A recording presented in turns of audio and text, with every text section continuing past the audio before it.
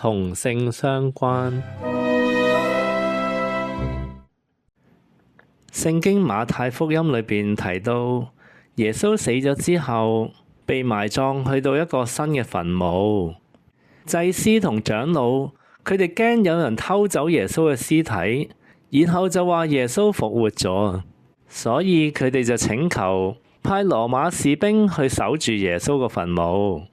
墳墓只有一個入口，入口嗰度有一塊巨型嘅石頭嚟到封住，要幾個人夾手夾腳先能夠將呢個石頭嚟到拱開。石頭上邊更加有羅馬嘅封條添。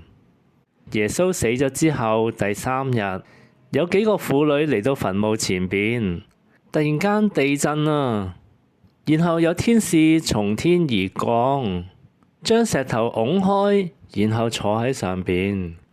守住墳墓嘅士兵嚇到面都青埋啊！天使就同呢班婦女講：耶穌已經復活啦，你哋去通知門徒啦。至於嗰班士兵，當佢哋鎮定返落嚟之後，就即刻將件事報告俾祭司長。祭司長同長老商量之後，就決定要賄賂呢班士兵，叫佢哋出去同人講，係夜晚佢哋瞓着嘅時候，門徒嚟到將耶穌嘅屍體偷走。你試諗一諗啊，士兵喺看守嘅時候，又點可以瞓覺㗎？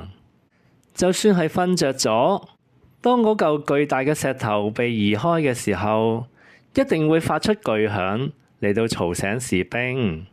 門徒又點可能打得贏呢班訓練有素同埋有齊裝備嘅士兵呢？